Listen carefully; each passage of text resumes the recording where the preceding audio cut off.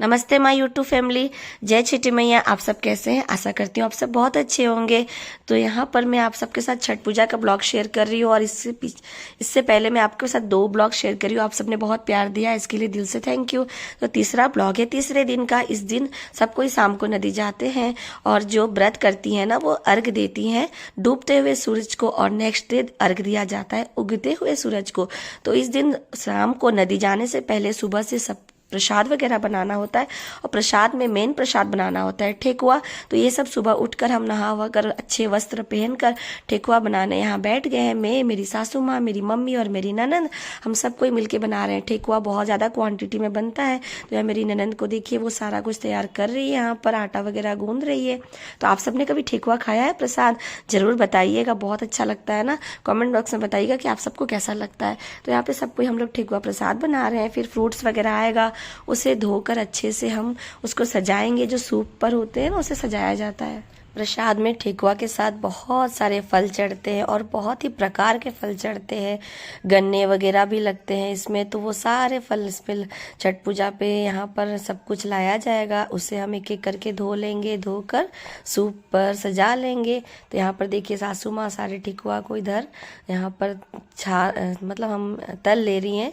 यहाँ पर घी पर तला जाता है अंदर के प्रसाद के लिए, और बाहर में ऑयल वगैरह में तला जाता है। और यहाँ पे सारे फल वगैरह आ गए हैं, मूली वगैरह, ये सब भी जितने मेरे हस्बैंड लेकर आ रहे हैं और जो मेरे मैके से आए हुए थे सबको मिलाकर यहाँ पर धोए रहे हैं मेरे सासू माँ।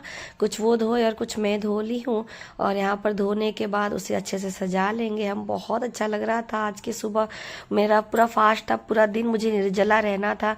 मुझे उतना बिल्कुल भी पता नहीं चला, क्योंकि कहते हैं ना इस व्रत में बहुत ज़्यादा एक अलग ही ताकत है। क्योंकि अगर नॉर्मल हम एक टाइम खा कर भी नेक्स्ट टाइम तक अगर हम टाइम से ना खाएं तो बहुत अजीब सा लगता है, लेकिन इस दिन 2 दिन पूरा निर्जला व्रत रहता है। लेकिन एक अलग ही पावर आता है भगवान के तरफ से, जो पता ही नहीं चलता है। सारे कामों के साथ ये व्रत के साथ सब कुछ चलता रहता है। और यहाँ पर देखिए मैं सूप वगैरह सब यहाँ पर सिंदूर वगैरह लगा रही हूँ उस पर। अब उसे सजा लेंगे जैसे जैसे मेरी सासू माँ बता रही है, मैं वैसा वैसा कर रही हूँ।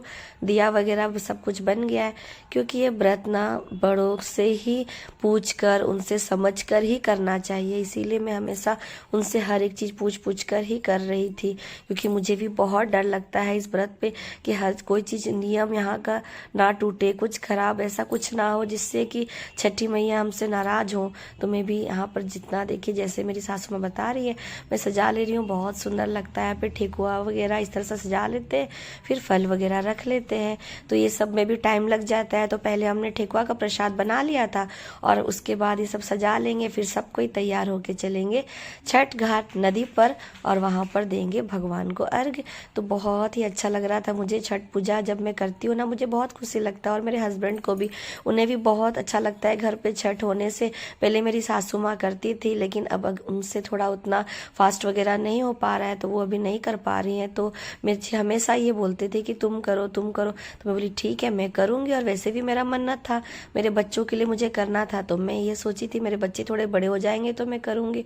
तो अब मेरे बच्चे थोड़े थोड़े बड़े हो गए हैं, खुद को मैनेज कर लेते हैं, इसीलिए मैं व्रत कर रही हूँ। और यहाँ पर हम सब कोई निकल गए हैं नदी पे जाने के लिए। उससे पहले सूर्य भगवान को मैं प्रणाम कर लूँगी और उनसे कहूँगी कि सब कुछ अच्छा से करना छठी मैया, और मेरा ये व्रत को सफल करना। मैं अब छठ घाट के लिए जा रही हूँ, सब कुछ खुशी खुशी हो, सब परिवार खुश रहे।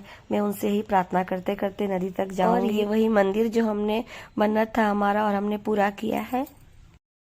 अगर आप लोग नहीं देखे हैं तो नहाई खाई का ब्लॉग भी देखिए। उस पर मैंने बताया था कि हमारा एक मन्नत था और वो मन्नत इस छोटे से मंदिर बनाने का था। तो ये पूरा हो गया है इस साल, और हम खुशी खुशी छठ व्रत कर रहे हैं। तो मैं नदी में जाने से पहले इसको भी अच्छे से पूजा कर लूँगी, सिंदूर वगैरह सब लगा लूँगी, यहाँ पर फूल वगैरह दिया वगैरह जला लूँगी। वही सब मैं कर रही हूँ यहाँ पर। और उन्हें मैं बोल रही हूँ कि भगवान आपका मन्नत मैंने पूरा किया है, आप हमेशा मेरा सहारा बन के रहिएगा, मेरे बच्चों पर आशीर्वाद दीजिएगा, मेरा मायका और ससुराल हमेशा बना कर रखिए। रखिएगा। हम औरतें मांगती क्या है, कभी भी अपने लिए हम कुछ नहीं मांगती है, हम मांगती हैं सिर्फ अपने परिवार के लिए, अपने बच्चों के लिए, अपने सुहाग के लिए, मायके और ससुराल के लिए। कि हम कोई भी जो भी यहाँ व्रत को कर रही हैं, माँ बहनें भाभी जो भी कर रही हैं, बेटी, वो कभी अपने लिए नहीं मांगती है, वो सिर्फ अपने परिवार के लिए ही मांगती हैं।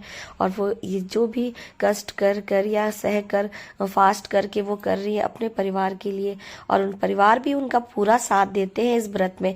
इस व्रत में कहा जाता है ना, जो व्रती होती है उनको आप जितना हेल्प करेंगे, जितना उनका साथ रहेंगे, उनको जितना मदद हो सकेगा, आपको भी उतने हिस्से का पुण्य मिलता है। तो यहाँ पर सबको ही, मेरे जितने भी फैमिली मेंबर थे सब मेरा हेल्प कर रहे हैं। यहाँ पे सूप वगैरह सब, यहाँ पर हम वापस नदी में अच्छे से इसे सजाएंगे, इस पे दिया वगैरह जलाएंगे और भगवान को हम प्रार्थना करेंगे और उसके बाद यहाँ पे अर्घ भी देंगे। तो मैं सुबह का जो अर्घ वाला ब्लॉग है नहीं लोड कर पाऊंगी, क्योंकि कुछ भी शूट नहीं हो पाया था। सुबह के समय वैसे भी थोड़ा अंधेरा रहता है, तो उतना शूट वगैरह नहीं हो पाया है कुछ भी। तो मैं यही मेरा जो ब्लॉग रहेगा वो शाम के अर्घ्य का ही है। तो यहाँ पर सबको मैं फिर से ऐपन, सिंदूर और दिया वगैरह करूँगी। यहाँ पर बहुत अच्छा लग रहा था मुझे नदी पे आने के बाद, पानी पे खड़े होने के बाद। बिल्कुल भी मुझे पता नहीं चल रहा था कि मैं फास्ट करी हूँ, और मेरे चेहरे से भी आप लोग को नहीं लगता होगा ना, लगता होगा कि मतलब ठीक ही है सब कुछ, तो मेरा चेहरे भी पता नहीं चल रहा था। और यहाँ पर अब जब नदी में आ गए हैं, मैं नदी में नहा वहा कर यहाँ पे खड़ी होती हूँ, तो आंचल पे जितनी भी सुहागनें होती हैं इस तरह से ऐपन सिंदूर वगैरह लगाते हैं, और इस तरह से नाक से सिंदूर लगाते हैं। तो सबको ही, मेरी जितनी बहुएं लगती हैं मेरी रिलेशन में, वो लोग भी आई थी, वो लोग भी मुझे सिंदूर लगा रही हैं, और ननंद, देवरानी और मम्मी लोग भी सबको ही लगा है। और यहाँ पे कितना अच्छा माहौल लग रहा है छठ के घाट पे। इसके बाद हम अर्घ्य देंगे। सूप को मैं इस तरह से अपने आंचल में लूंगी, और सबको ही दूध का, पानी का अर्घ्य देते हैं। तो यहाँ पर ही छठ पूजा इसी तरह से समाप्त हो जाता है सुबह के अर्घ्य देने के बाद। तो व्लॉग तो मैं नहीं डाल पा रही हूँ, लेकिन छोटे छोटे शॉर्ट्स डाली हूँ मैं। मेरे चैनल पे शॉर्ट्स पर जाइए और जरूर वीडियो को देखिए, लाइक कीजिए और सब्सक्राइब कर दीजिए मेरे चैनल को अगर अभी तक आपने सब्सक्राइब नहीं किया है, और ज्यादा से ज्यादा शेयर कीजिए। और आप सब की भी मनोकामनाएं छठी मैया पूरी करे, और आप सब भी ये जरूर बोलिएगा छठी मैया को कि मेरी भी मनोकामना हमेशा पूरी होती रहे। तो मेरा ये छोटा सा ब्लॉग आपको कैसा लगा जरूर बताइएगा। जरूर लाइक, शेयर एंड सब्सक्राइब करना बिल्कुल भी मत भूलिएगा। और ये कुछ फोटोज के साथ में आप सबको बहुत बहुत धन्यवाद करती हूँ मेरे ब्लॉग्स को इतने सारा प्यार देने के लिए। और छठी मैया को हम हमेशा इस तरह से हर साल में पूजा कर सकूं, यही मांगती हूँ। छठी मैया हर साल में पूजा करूं, धूमधाम से बैंड बाजा के साथ मैं छठ घाट जाऊं अपने पूरे परिवार के साथ। और मैं बहुत इमोशनल हो जाती हूँ, मैं अभी ये बोलकर भी मुझे रोना हो रहा है। Thanks for watching.